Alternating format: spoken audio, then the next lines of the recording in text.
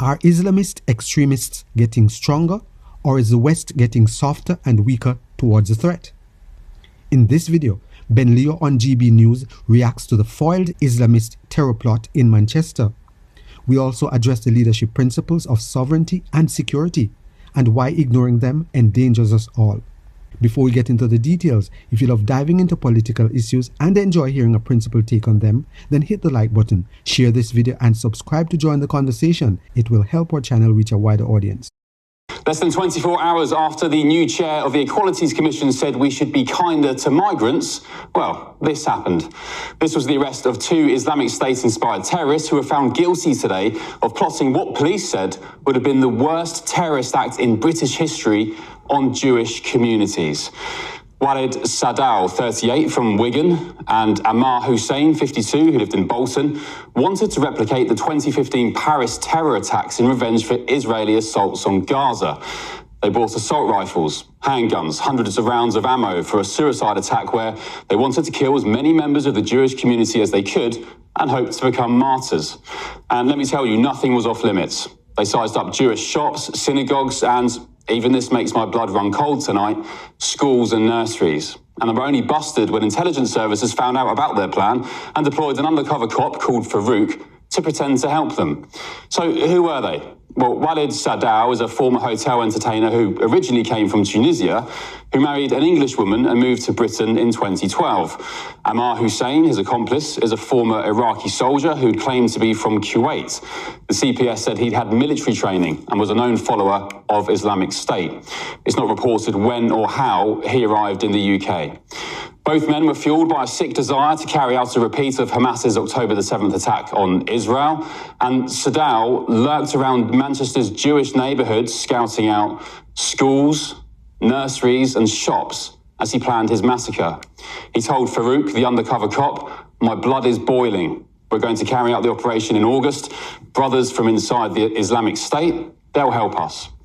By May 2024, last year, after all their reconnaissance trips, Hussein and Sadal believed they were about to receive a huge cache of guns and hundreds of rounds of ammunition from Farouk outside a hotel in Bolton to carry out their attack. Well, Sadal was caught red-handed. The guns, unknown to him, they'd been deactivated, and what would have been one of the worst terrorist attacks in British history had thankfully been foiled. Well, let's be clear about what's going on in Britain today, shall we? Actually, it's been going on in Britain for decades now. Islamism is a cancer that's been allowed to spread completely unchecked thanks to an insane open border policy that even the Trump administration accurately describes as suicidal empathy. There are thousands more jihadis just like these delinquents operating right now in Britain, I can tell you. I've heard of many foiled terror plots from acquaintances who work in the security services and counter-terror, which will never reach the light of day, and the details will shock you to the core. This incident was a near miss. There have been plenty more near misses too, and there have also been plenty more that slipped through the net. 7/7, Lee Rigby, Manchester Arena, London Bridge 2017, I was there, London Bridge 2019, Westminster Bridge, the Liverpool hospital bombing, and of course, just this year, the Manchester synagogue attack. And that's just in Britain. I dread to think that one day soon, we'll be on the receiving end of another attack that really will shock this nation to the core. Ex-Tory Security Minister Tom Tugendhat posted on X earlier, "People whose names will never be known found the information that stopped these murderers. The heroism of MI5 is often, rightly, unnoticed. We need to be honest about the threat. Islamist ideas, inspired by Muslim Brotherhood ideology, are a threat to everyone in the UK. Jews are just the first in line." Well, Tom is right. Our counter-terror and security services are indeed heroes, and I thank them. But why don't we thank them properly and make their lives a hell of a lot easier by stopping these nutters coming into the UK in the first place? On the face of it, it seems as though these two were living here legally, but there have also been foiled terror attacks plotted by people who arrived in this country by small boat. More than 40,000 have entered this year alone. It's insane. Why the small boats invasion hasn't been declared a national emergency by now is, in my book, nothing but negligence and contempt for the British public.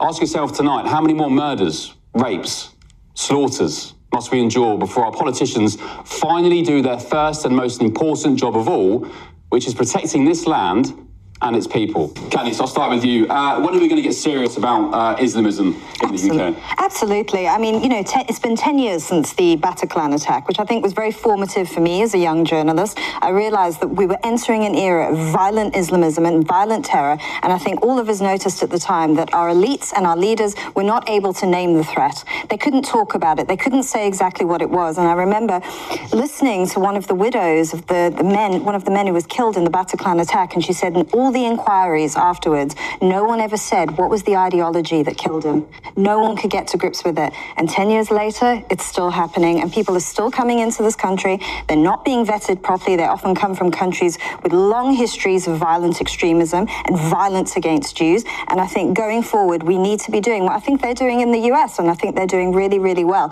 which is really, really, really analysing who is coming in, vetting them, and not just letting anyone in. Well, that's another whole can of worms. So not only are they dealing with, I've been there for the past 4 months, illegal migration by booting people out and closing the border, as any sane country should, they are talking about re-migration as well. People who have been in the country for maybe decades, who came here on green cards or certain visas. And these guys in particular, one of them came in 2012. He married a British woman, Connie, and he had all this time trying to assimilate. We're told that multiculturalism is great for integration and everybody gets on. He'd been here for a very long time and yet still wanted to carry out what police described as what would have been the worst terrorist attack in British history. These conversations are difficult enough to have, you know, when you're just talking about Islamists and people who come here from countries where Islamism is a dominant ideology. What's even harder to talk about is the fact that second-generation immigrants, there's an issue there as well. If you look at some of the terrorist attacks we've had over the last few years, David Amos, that's a second-generation immigrant, the 2020 Streatham terrorist, London Bridge in 2019, Lee Rigby, 2007 terrorists in London and Glasgow, and 7/7. They weren't people who came here from abroad. They were people who were born in this country and had parents who came from elsewhere. According to Henry Jackson polling, only 24% of British Muslims have a negative view of Hamas.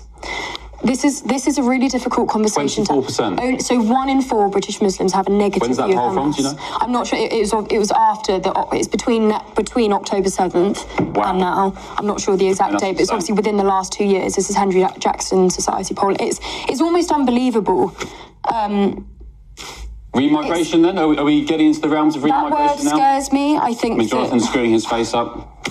Carry on. That word scares me, but I don't know what the solution is. But it scares me to think that based on those numbers, it wouldn't be an unreasonable assertion that there will be a considerable amount of British Muslims in this country who may be disappointed that this attack was foiled.